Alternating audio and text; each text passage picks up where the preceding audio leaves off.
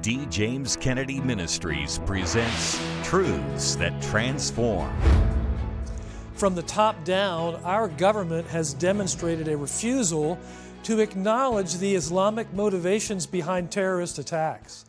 When none dare call it Islam, what is our duty as Christians? This is Truths That Transform. Thanks, Frank. On the other hand, we in America.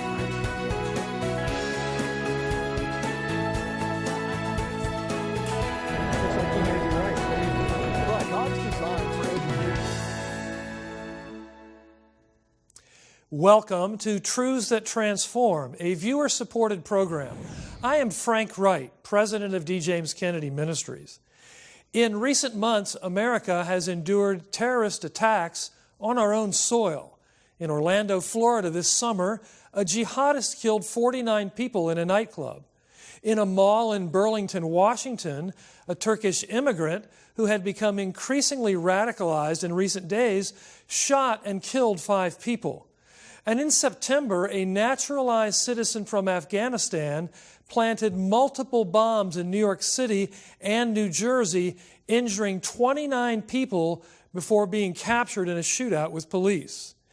Yet in each case, government officials, local, state, and national, initially denied any Islamic connection and then hastened to distance the crimes from Islam when even jihadist motives were discovered. On today's program, we'll take an in-depth look at radical Islam, the danger it poses to you, and the consequences of the government's insistent denial on this issue. We begin with someone who has taken a bold stand from within Islam. Dr. Zuhdi Jasser is the founder and president of the American Islamic Forum for Democracy and a former lieutenant commander in the United States Navy. As a moderate Muslim, he is calling upon the U.S. government to take seriously the jihadist threat. I recently had a chance to sit down and talk with Dr. Jasser in Washington, D.C. Well, welcome to our program. It's a delight to have you here.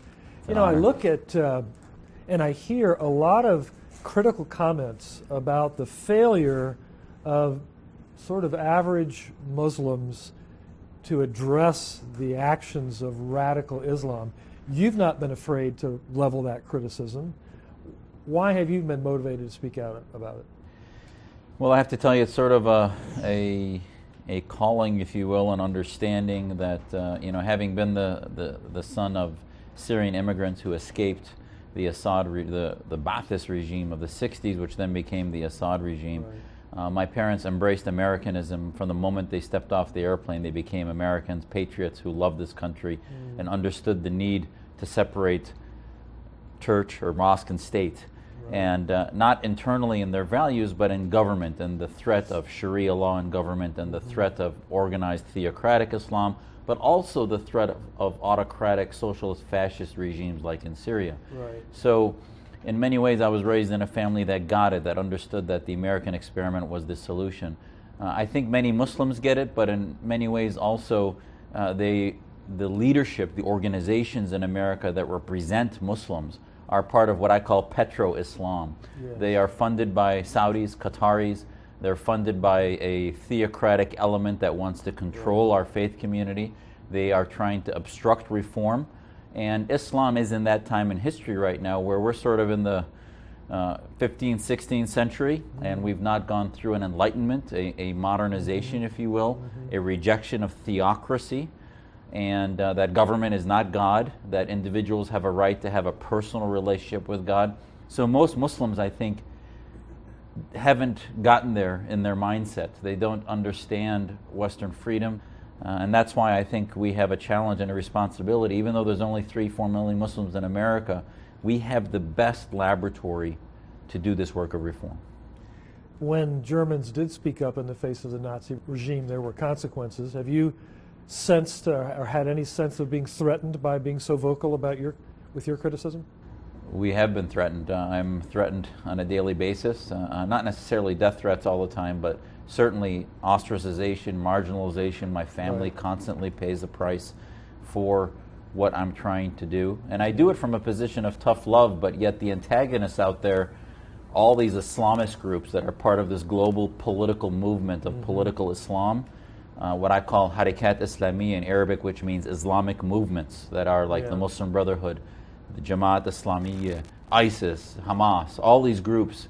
In America, they exist in a nonviolent way, but still reject secularism, and they view our ideas as toxic. They know that left to our own devices, when we debate them head on, we beat them. Muslims reject theocracy when they realize how to embrace their faith without pushing it through government. Your parents, when they arrived, it sounds like they had an understanding that Sharia law was in conflict with the Constitution of the United States. Is that how you see it? Absolutely, and that's why I do this work. Our American Islamic Forum's mission is not counterterrorism. That's a tactic. It's like saying if you were against the Nazis, you're counter Blitzkrieg. You know, the reality is that we are pro-freedom, pro-liberty. The mission statement is to defend the U.S. Constitution and liberty through the separation of mosque and state. And it says we reject institutionalized Sharia. We reject, and this is the oxygen of Sharia. It's the Islamic State. Yeah. We reject not only ISIS, but all Islamic states. Because once you have an identified Islamic state, then it has to have Sharia in government. It has to have blasphemy laws, apostasy laws, because rejecting the faith becomes sedition against the state. Right. Until Muslims get democracy right, liberalism, classical liberalism right, we're going to continue to have this clash of civilizations. Jihadists will not be defeated by the American military. It won't happen. We can't kill 30% of the world's Muslim population that believes in violent jihad, which is how high those numbers are. So what do? You have to reform the oxygen that they breathed from, which is end and put into the wastebasket of history the concept of Islamic State and its jihad. Once you do that, the world will be freer and safer. As Dr. Zuhdi Jasser just explained, the oxygen that jihadist Islam runs on is the notion of establishing an Islamic State. This indeed is the meaning of the name ISIS, Islamic State in Iraq and Syria. Yet the Obama administration has persistently ignored or even denied these motivations. Later in this program, we will share a vital resource with you that exposes the politically correct attitudes on Islam that run rampant through the Obama administration and the so-called mainstream news media. After all, how can we protect ourselves against an enemy whose goals we ignore because of political correctness? Ignorance of radical Islamic beliefs is putting Americans in danger. Christians are being persecuted and killed, even at this very moment, under radical Islamic regimes. We need to know the truth about radical Islam. And Dr. Kennedy shares it with us in this excerpt from his message, Days of Patriotism. Most people really, until recently, had very little knowledge about the Islamic faith, and certainly did not consider it as any real threat. But I might remind you that Islam, Muslims, have on a number of occasions attempted to destroy Christianity. I suppose if I asked someone to tell me what those were, there'd be very few that would stand to the occasion. But I might say to you, if you go way back, hundreds of years ago, their first attempt to take over Christendom and Christian Europe went through what we now consider the eastern side of Europe, and their armies went all the way up to the borders of Germany, where finally they were stopped. But they didn't give up. They then went to the other side of Europe, to the western side, and made a second attempt to take Christian Europe. And there they made it all the way across northern Africa They crossed into Europe. They made it all the way to the center of France, and it was only there at Tours when they were stopped by Martel, and known as the Hammer. He stopped their advance. Otherwise, they could very well have taken not only Spain, but France and possibly Germany and England. But they weren't through yet. They also made an attempt directly to take America, probably before Christopher Columbus ever heard of it. They sailed out into the Atlantic Ocean. They went several hundreds of miles out into the Atlantic Ocean, and finally they were stopped by whom? By the hand of God Almighty. And there was a great storm that swept in on the Atlantic and sunk all of their ships. So they decided to take it directly. They decided to go right across the Atlantic Ocean and find out whatever it was that was over here. They got a few hundred miles from the European shore, and again, a huge storm swept down upon their ships and sank them all. It appeared that God did not want them to take over Europe or Christian America. But now we have come to a place again where they're giving their lives to take America, Europe. There are those who believe that in the next few decades that Islam will have taken over France and Germany and England. Yes, my friends, this is a very serious encounter that we're having now with the Islamic faith. And you've seen something, as I've just told you, about the commitment that they have to do precisely that. And yet we have many in America whose answer to this problem is very simple. It is cut and run. That wouldn't do it then, and it won't do it now, my friends. We need patriots like Charles Martel, the Hammer, and all of the other Christians that fought so diligently to protect Christianity from the ungodly. We need patriots.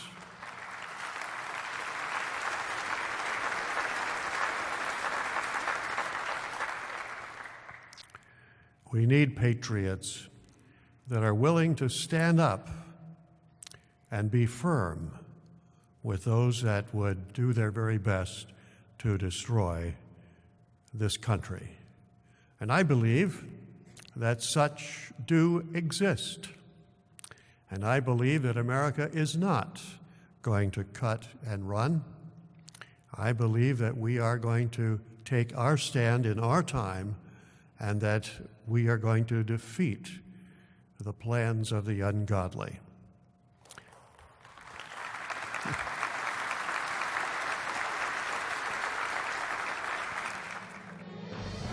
Ignorance of the goals of radical Islam is leading America and many other Western nations into grave danger. The Obama administration and our mainstream media go out of their way to separate Islamic violence from Islam itself. Why do they do that?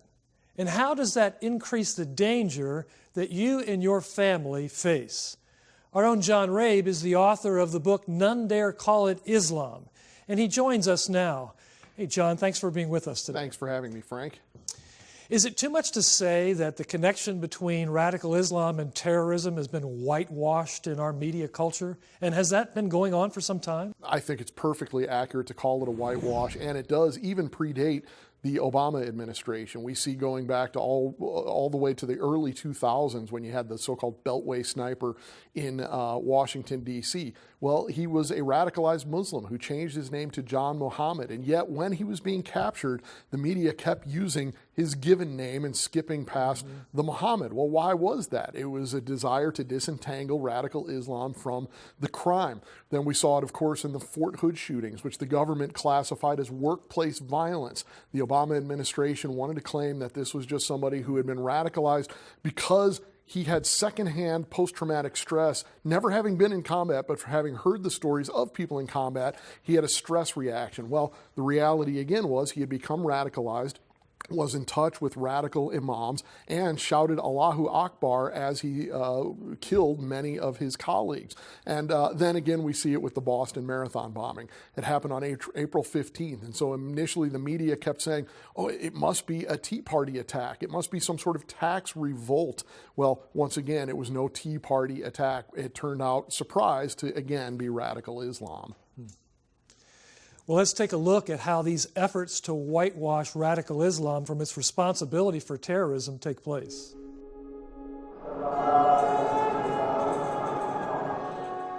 If you take Islam and Islamic ideology off the table, as the media have done and as our government have done for the last 20 years, then you cannot protect yourself. The American media is determined to whitewash Islam, to explain away every incident of Islamic violence, even when the perpetrators avow that they were doing it for Islam and under Islamic auspices. The Society of Professional Journalists adopted guidelines right after 9/11 that forbade journalists from speaking about Islam and terrorism together. And so that's why you see AP, Reuters, all the rest of them, they generally speak about militants, insurgents, that kind of thing. They don't speak about Islamic jihadists, even when it's an Islamic jihad. And the media has been AWOL on Islam for 20 years. Americans don't know even what jihad means at this point. They don't know what Sharia is. I talk to people about Sharia, they look at me like I have three heads. They've never heard of it.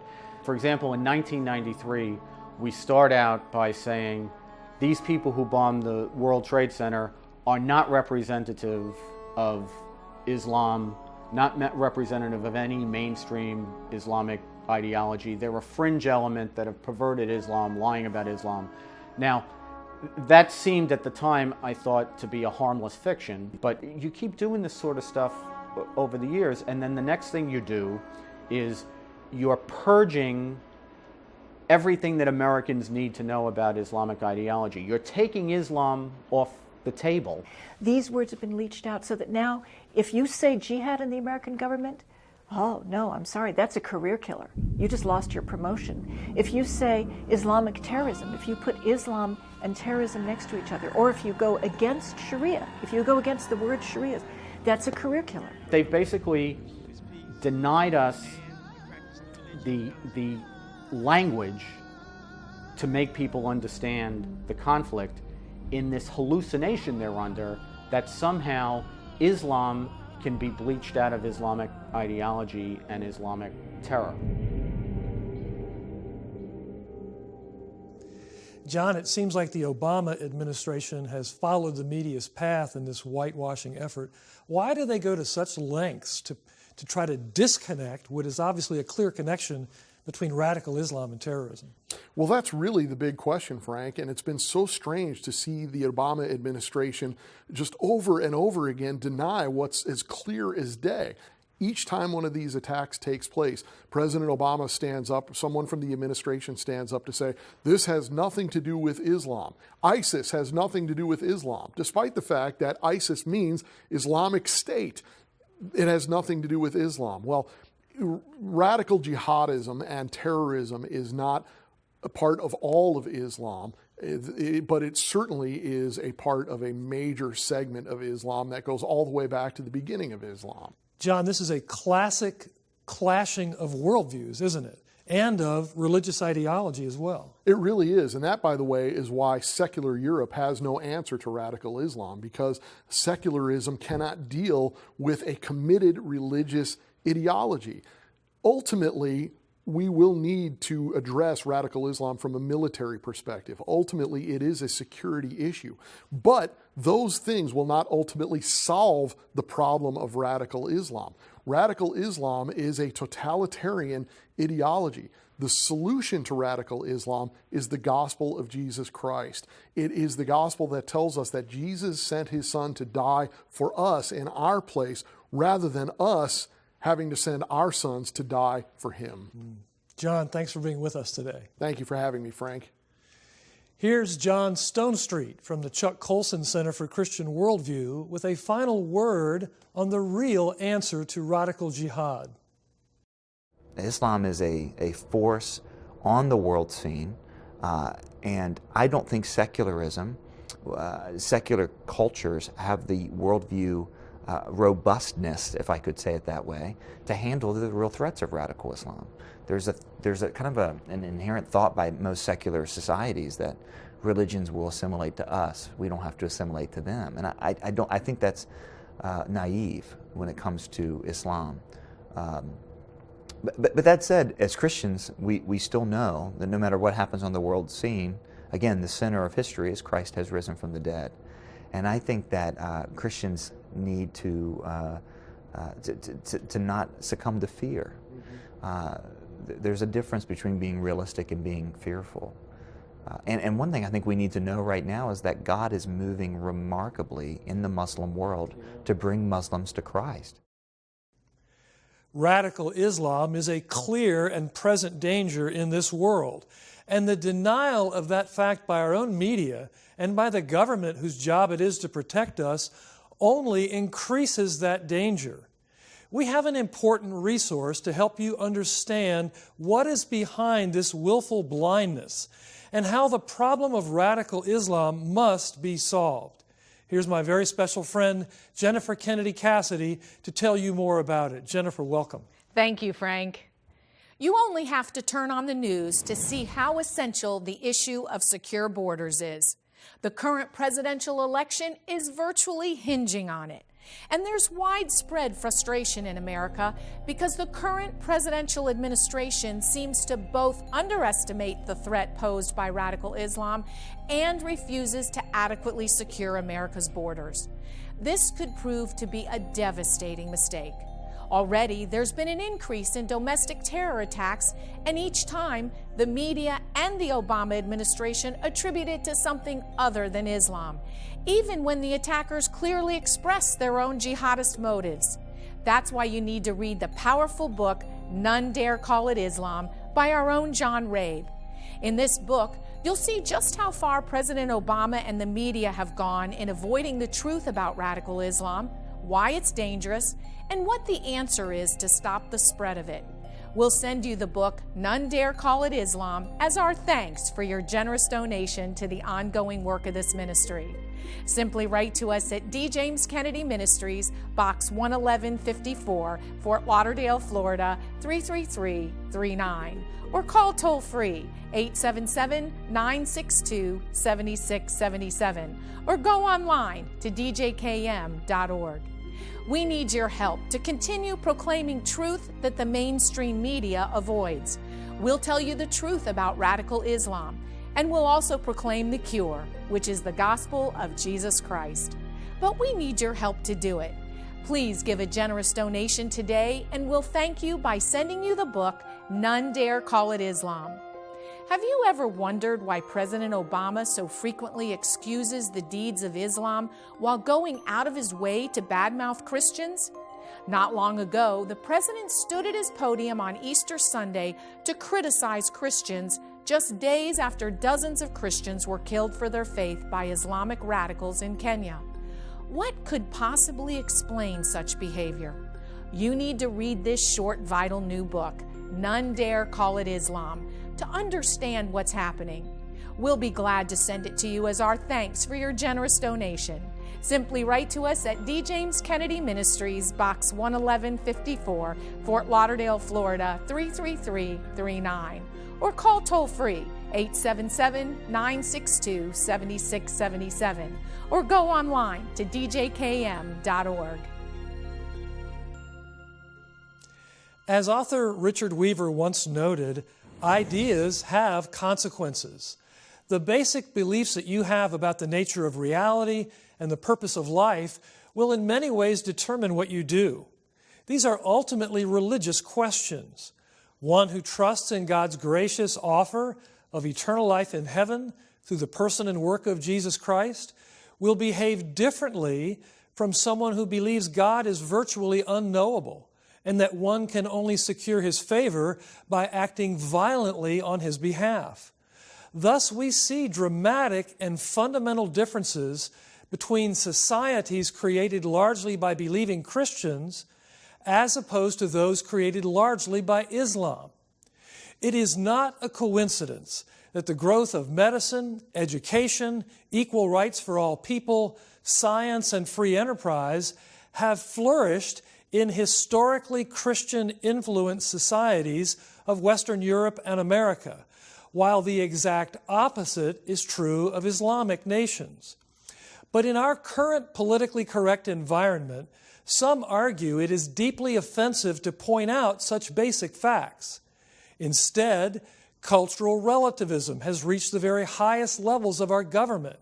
How else to explain the astonishing statement from the head of NASA describing a directive he received from President Obama about Islam?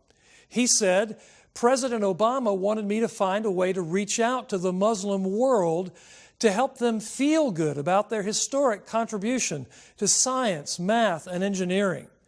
Of course, no Islamic nation has ever put a human being into space, let alone on the moon.